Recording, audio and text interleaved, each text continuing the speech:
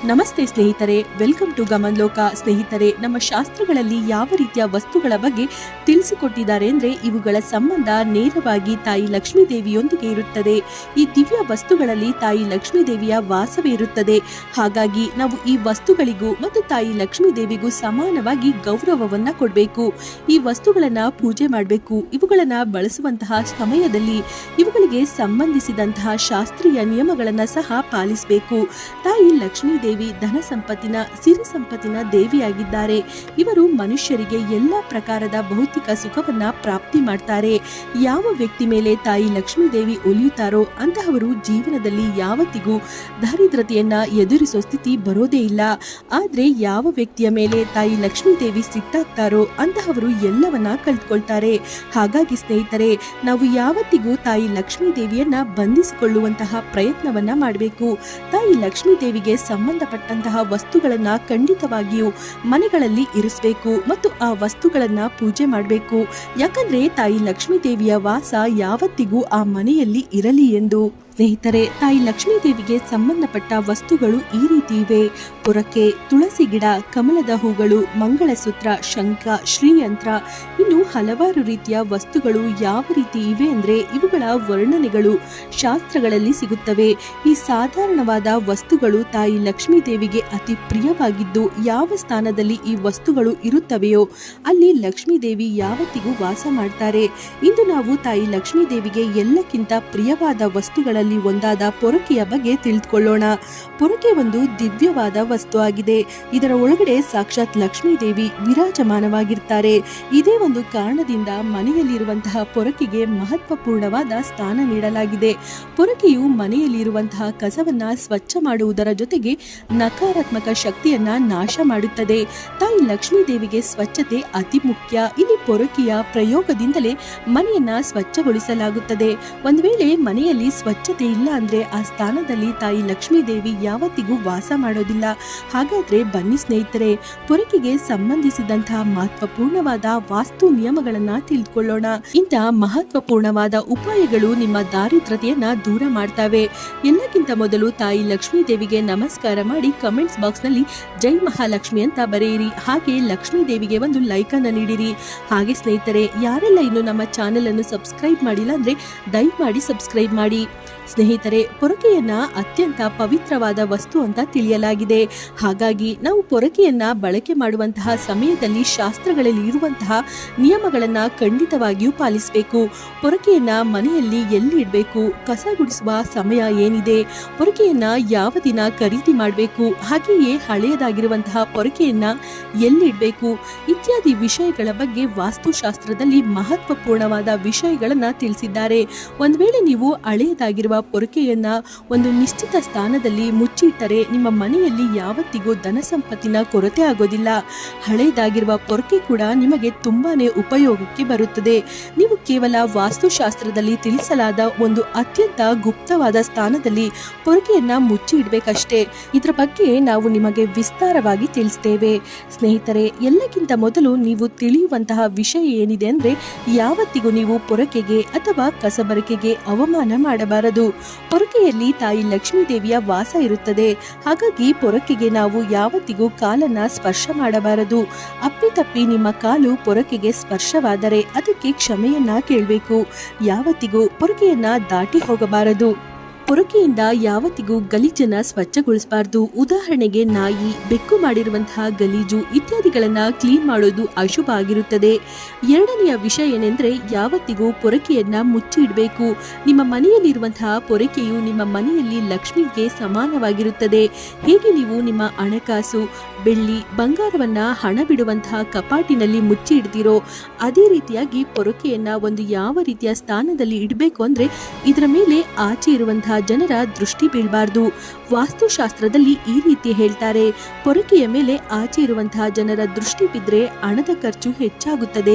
ಹಾಗಾಗಿ ಕಸ ಗುಡಿಸಿದ ನಂತರ ಪೊರಕೆಯನ್ನ ಒಂದು ಯಾವ ರೀತಿ ಸ್ಥಾನದಲ್ಲಿ ಇಡಬೇಕೆಂದ್ರೆ ಇದರ ಮೇಲೆ ಆಚೆ ಜನರ ದೃಷ್ಟಿ ಸುಲಭವಾಗಿ ಬೀಳಬಾರದು.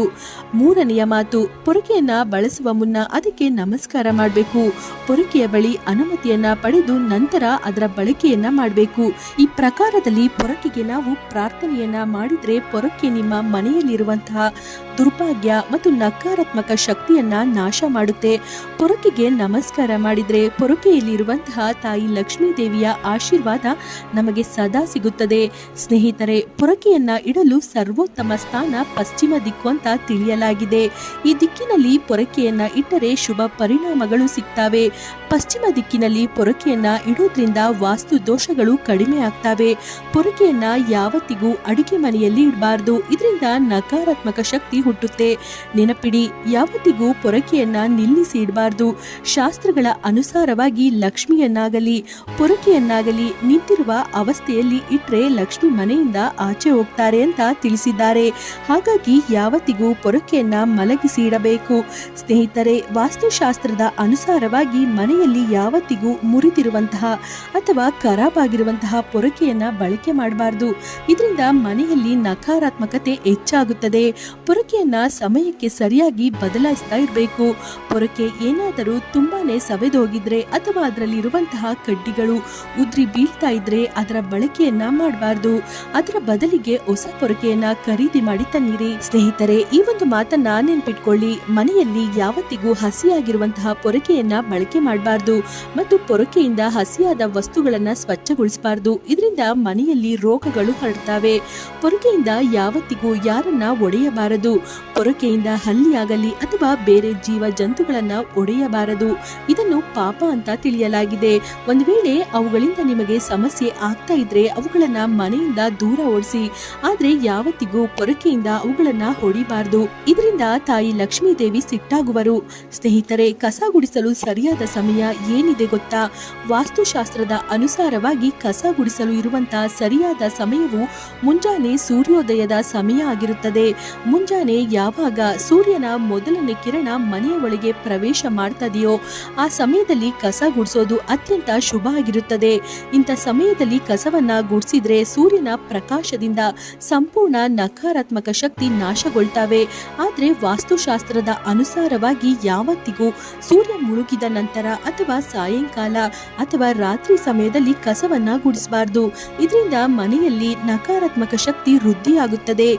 ಸಾಯಂಕಾಲ ಕಸವನ್ನ ಗುಡಿಸಿದ್ರೆ ಶುಭ ಕಾರ್ಯಗಳಲ್ಲಿ ವಿಘ್ನ ಹುಟ್ಟುತ್ತವೆ. ಒಂದು ವೇಳೆ ಯಾವುದಾದರೂ ವ್ಯಕ್ತಿ ಮಹತ್ವಪೂರ್ಣವಾದ ಕಾರ್ಯಕ್ಕಾಗಿ ಮನೆಯಿಂದ ಆಚೆ ಹೋಗ್ತಾ ಇದ್ರೆ ಆ ಸಮಯದಲ್ಲಿ ಕಸವನ್ನ ಗುಡಿಸಬಾರ್ದು.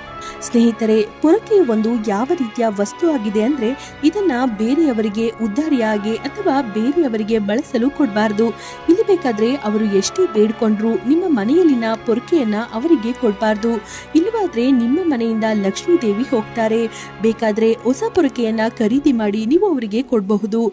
ಆದ್ರೆ ನಿಮ್ಮ ಮನೆಯಲ್ಲಿನ ಪೊರಕೆಯನ್ನ ಬೇರೆಯವರಿಗೆ ಕೊಡಲೇಬಾರದು. ಜೊತೆಗೆ ಬೇರೆ ಮನೆಯವರ ಪೊರಕೆಯನ್ನು ಸಹ ನಿಮ್ಮ ಮನೆಗೆ ತರಬೇಡಿ. ಅವರ ಪೊರಕೆಯಿಂದ ನಿಮ್ಮ ಮನೆಯನ್ನ ಸ್ವಚ್ಛಗೊಳಿಸಬಾರದು. ಪೊರಕೆಯನ್ನ ಕೇವಲ ಸ್ವಂತ ಹಣದಿಂದ ಖರೀದಿ ಮಾಡಿ ತರಬೇಕು. ಅದರಿಂದಲೇ ಮನೆಯನ್ನ ಸ್ವಚ್ಛಗೊಳಿಸಿರಿ. ಪೊರಕೆಯನ್ನ ಖರೀದಿ ಮಾಡಲು ಉತ್ತಮವಾದ ದಿನ ಶನಿವಾರ ಅಂತ ತಿಳಿಯಲಾಗಿದೆ.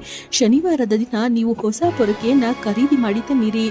ಅದರ ಪೂಜೆಯನ್ನ ಮಾಡಿದ ನಂತರವೇ ಬಳಕೆ ಪ್ರಾರಂಭಿಸಿರಿ. ಪೊರಕೆಯನ್ನ ಪೂಜೆ ಮಾಡದೆಯೇ ಯಾವತ್ತಿಗೂ ಅದರ ಬಳಕೆಯನ್ನ ಮಾಡಬಾರದು.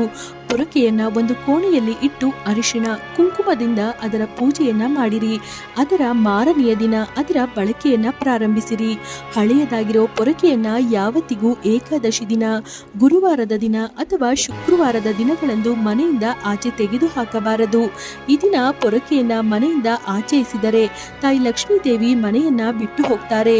ಇದರ ಬದಲಿಗೆ ಹಳೆಯದಾಗಿರೋ ಪೊರಕೆಯನ್ನ ಮನೆಯ ಉತ್ತರ ದಿಕ್ಕಿನಲ್ಲಿ ಜೋಪಾನವಾಗಿ ಇಟ್ಟು ಬಿಡಿ. ಇಲ್ಲಿ ಬೇರೆ ಜನರ ದೃಷ್ಟಿ ಬೀಳಬಾರದು.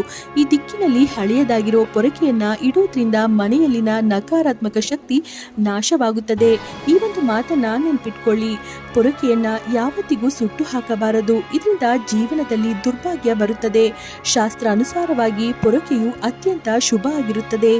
ನೀವು ಯಾವುದಾದರೂ ದೇವಾಲಯದಲ್ಲಿ ಶನಿವಾರದ ದಿನ ಪೊರಕೆಯನ್ನ ಖಂಡಿತವಾಗಿಯೂ ದಾನ ಮಾಡಿ. ಇದರಿಂದ ನಿಮ್ಮ ಜೀವನದಲ್ಲಿ ಸುಖ ಸಮೃದ್ಧಿ ಬರುತ್ತದೆ. ಒಂದು ವೇಳೆ ಮನೆಯಲ್ಲಿ ಹಣಕಾಸಿನ ಸಮಸ್ಯೆ ಇದ್ದರೆ, ಆರ್ಥಿಕ ಸ್ಥಿತಿ ಚೆನ್ನಾಗಿಲ್ಲ ಅಂದರೆ ಗುರುವಾರದ ದಿನ ಭಗವಂತನಾದ ವಿಷ್ಣು ಮತ್ತು ತಾಯಿ ಲಕ್ಷ್ಮೀ ದೇವಿಯ ಜೊತೆಗೆ ಪೊರಕೆಯ ಪೂಜೆಯನ್ನು ಸಹ ಮಾಡಿರಿ.